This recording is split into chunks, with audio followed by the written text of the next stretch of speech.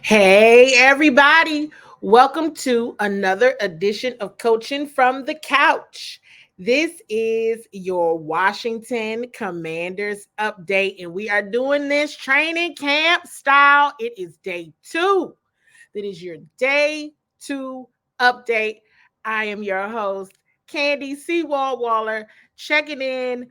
As you all know, I do so often, as often as needed, to give an update on the Washington Commanders.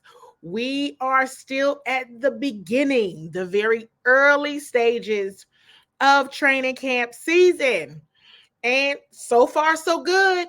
It's still early, but so far, so good.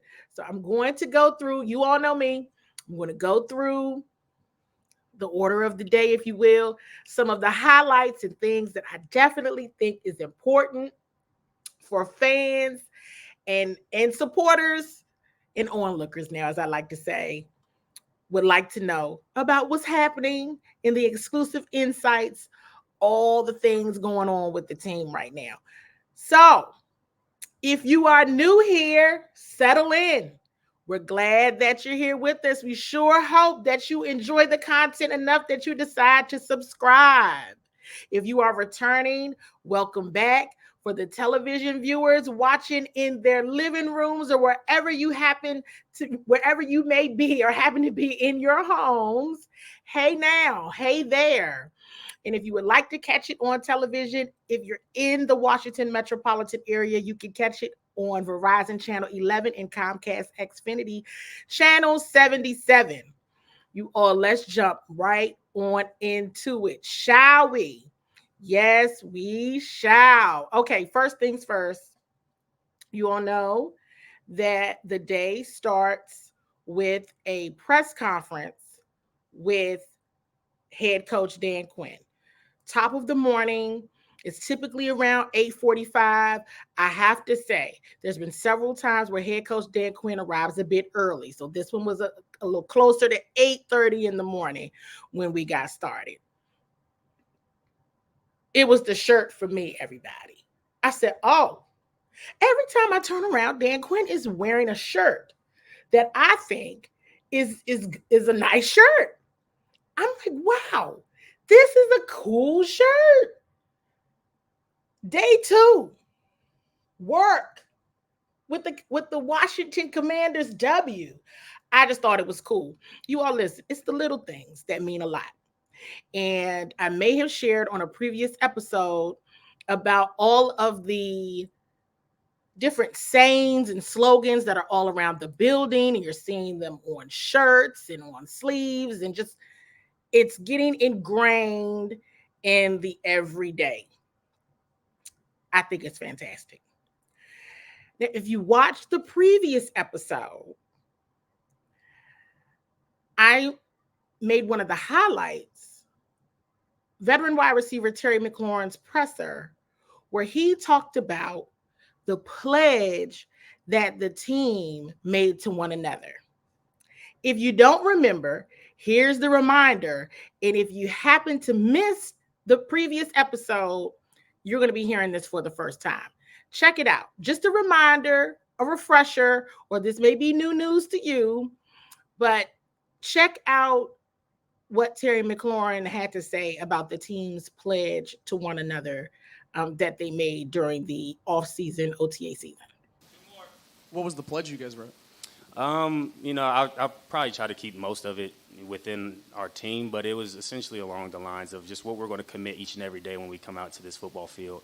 Not only what we're going to do on the field, but off the field. How we're going to prepare our bodies, how we're going to prepare our minds, how we're going to hold each other accountable when those things may slip. And I think one of the things that stands out the most is just, like I kind of touched on, is you can't take that personally. I think we're all competing for jobs. We're competing for respect. We're competing for some guys' contracts. So everybody has an individual aspect to it. But when you bring the team, you put the team first and you put it in writing, it forces you to be accountable, honestly, because it's like, well, I agreed to that. I may have signed that, or I was part of putting those words together. So if I'm not out there upholding, whether it's finishing, whether it's taking care of my body, being accountable, like how can I expect our rookies to?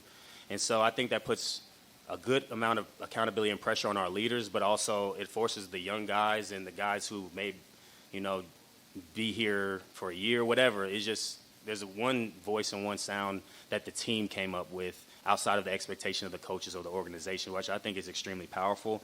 I haven't really experienced anything necessarily like that, where the guys have come up with something like that, and it was just really cool to see everybody's ideas and how they view leadership, how they view team building, and what's important to having success. And obviously, we know that doesn't mean anything if we don't live up to those standards, which that's part of the pledge. But also, you know, the wins and losses are a big part of that as well. And but I think that's obviously the big picture, the wins and the losses. That's why we're all here to win. But there's things underneath winning and losing that contribute to winning and losing, if that makes sense. And I feel like there's a very, very clear set of standards that we've put forward.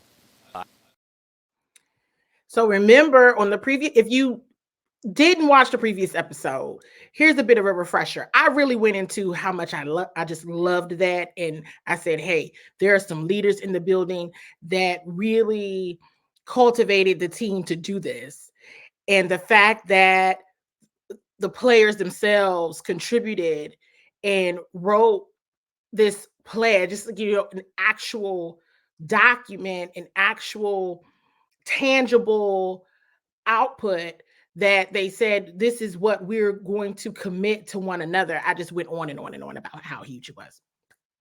So in this morning's presser, I didn't get a chance to ask a question. You know, you got to get to practice. But shout out to Washington Commanders PR. They were kind enough to allow me after the presser to have a chat with head coach Dan Quinn while he was walking or making his way down to practice. So he shared with me a bit of intel. Still did not go into detail about the pledge, but it is called the Commander's Standard. And he wanted to make sure I was very clear that it is the Commander's Standard. And Terry McLaurin, Zach Ertz, a couple of the other leaders really led that charge with the players in documenting this standard. You all may have heard this was like right after rookie camp, right around that time, the May timeframe, early May. And you may have actually saw a clip of this. If you are subscribed to the Washington Commanders YouTube or watch any of their content, they had a clip of when they spent some time, and it was actually a couple of days with the Navy SEALs. And so this is a military learning exercise, if you will, tactic. And that is where the pledge, the Commander Standard, was created and birthed, if you will. Shout out to the Washington Commanders staff yet again, because they did share some pictures with me of all of, like, not all of it, right? But definitely shared some of the highlights from that day. And so they did a lot of, you've heard the team continue to talk about the team building exercises and what they've been doing. But if anyone knows the Navy SEALs, I mean, hey, these are probably pretty intense trust exercises, if you will, and just overall learning and education around leadership, your physical, you know, mental, emotional responses. And it was just really cool to hear about. I could tell in Dan Quinn's, just his overall reaction to me asking him about that, like, where did that come from, or what led to that? He was pretty jazzed, honestly, you all, about reminiscing to that time and reminiscing to that day. So I think it was just really important to ask and go back and really find out, okay, where did this come from? Where did the idea come from? Because that's critical. And as Terry McLaurin shared in the press conference, those things impact wins and losses. Yes, it's big picture, but all of it all contributes. So I wanted to circle back with you all on that, because I think it was a very important point of it. All happened that week when the Navy SEALs were in town. And if you go back and watch that episode of the Commander's Log on the Washington Commanders YouTube, you'll also find out they didn't know that they were going to go through this training. it was, they said they were kind of tired, and all of a sudden, be in the bubble in 10 minutes. And they go in and there's these logs in there and they're like, okay, what's this about? So that's kind of how it happens, I guess, right? It's totally unplanned and you're just surprised by it. And we got to be all in on this exercise with each other. And remember, at this point in time, many of them didn't even know one another at all. So talk about a trust building exercise, right? With so many folks in the room. So I wanted to circle back with that on you all. So I hope that you all keep that in mind on the level of attention that the leadership is is paying toward developing more leaders and wanting. It's not like only the captains can be the leaders. No, leadership needs to be a characteristic of every person on the team, and everyone needs to be able to be accountable in doing their part. You are a leader in your position at all times. So if you all cannot tell already, this is a topic of interest of mine, and I certainly enjoy the topic around leadership and accountability, and just own your position, do your part all the time. Don't wait for somebody to tell you what to do. You need to know what to do. I'm with it. We could talk about that all day, but I'm not going to do that to y'all. I'm not going to do that to you all. I could, but it's probably coming. It's probably coming. I'm going to go on a long rant about it, I promise. Another highlight, going back to this morning's presser, Dan Quinn was asked about defensive line coach Darryl Tapp. Check this out. Coach James Casado, Wavy TV, over here. What's going on? Given the mix of youth and experience on the defensive line, how crucial is an intense guy like Darryl Tapp? Yeah, I don't know how many know this, but I also got a chance to coach Darryl years back. And so, man, have I been impressed by what I've seen. Obviously, I've had my eye onto him and, knowing that his time was coming where he was ready to lead. The energy, the instincts, the way to train people.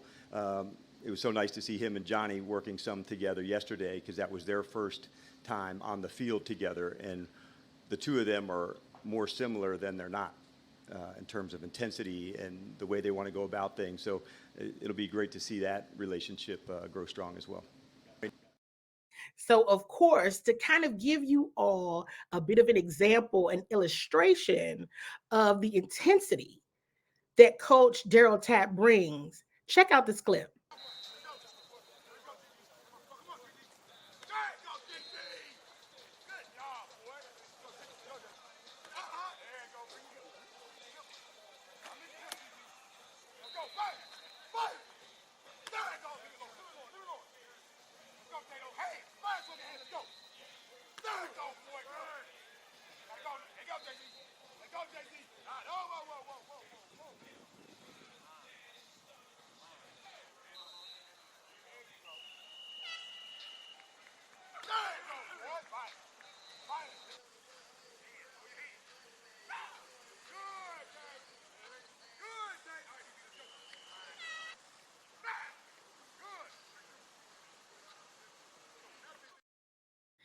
If you all recall in a previous episode again, and if you're new here, you're really going to have to check out some of the episodes from OTAs.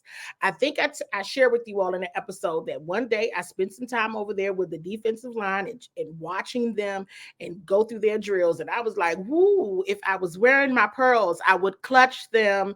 It is very intense over in that corner. Whoa. And it's all good things.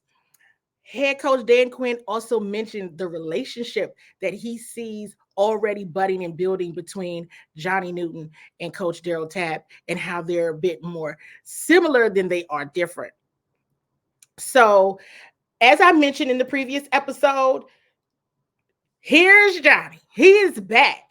Now, what I do think is important for me to clear up, and I had to say to myself at practice today, you know what? I think I need to clean this up a bit, because I even in my mind, I'm thinking, oh, well, if this is like Johnny's OTA time, then he's probably going to ease into this, right?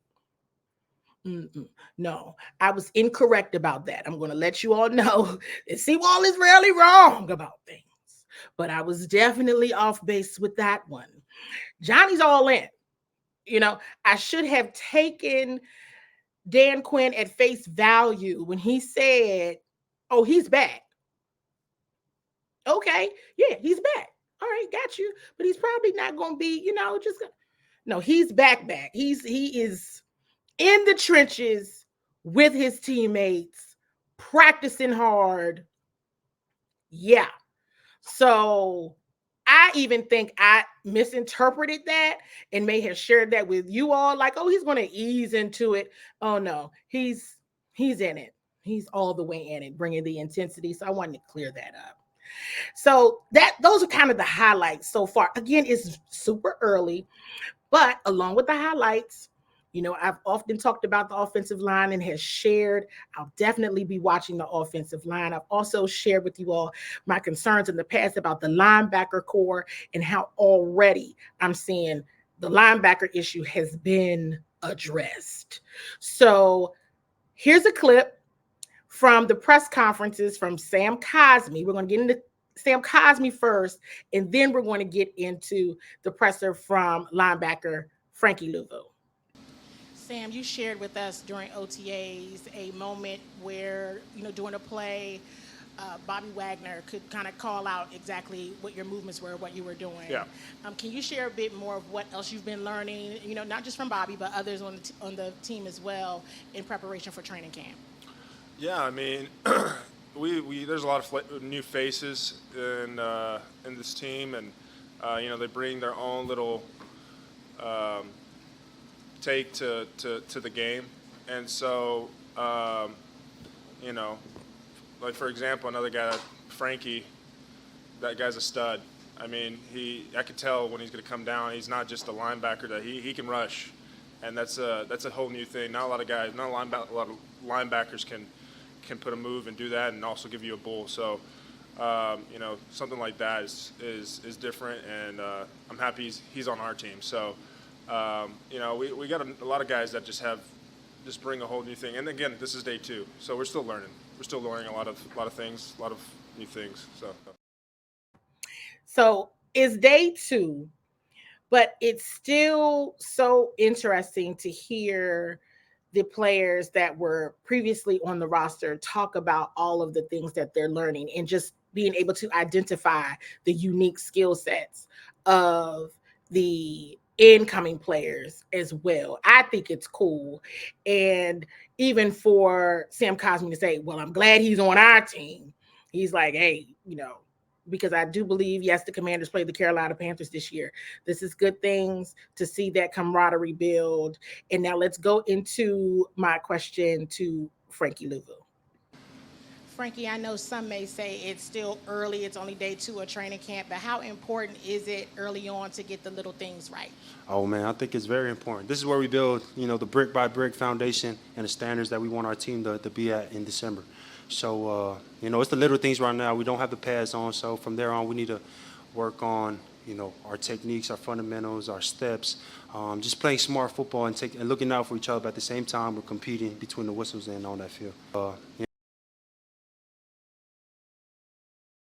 So one of the things that I know I always check out for is the progress, right? So I'm asked about getting the little things right because, hey, it's early and mistakes are going to happen.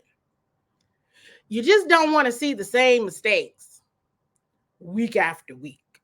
You might see them practice after practice, but once you get into the season, you really don't want to see things that were an issue in training camp in the regular season.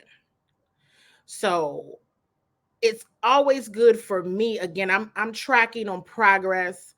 I'm tracking on, what are some of the things that were said in training camp so I could circle back to those things later on down the line. And again, to be able to track progress. But it would kind of made me like, wow, Frankie isn't talking about so we can be there in week 1. He's already jumped to December. We need to get this over so we in December. And on another question, he mentioned December, January, February. So this all goes back to, and you heard him mention the foundation, the brick by brick. It all goes back to what's the standard? What's the commander standard that they have established and what they've dedicated to one another? Again, no details on that, and that's between them, right? We know that's between them. But the fact that they have a standard, that they understand the standard, and then Frankie is even sharing, we need to be building brick by brick the foundation now, so we still standing in December. So we basically competition mode. We in it. We're in the race. We're in the hunt, or they've already clinched at that point. So it's no question where they stand, right? I'm paying attention to those types of things. And I think it's, like I said in my question, and like Sam Cosme said in his response, it's just day 2. It's still early. But I think those are the little things that you do now that's going to mean a lot down the line.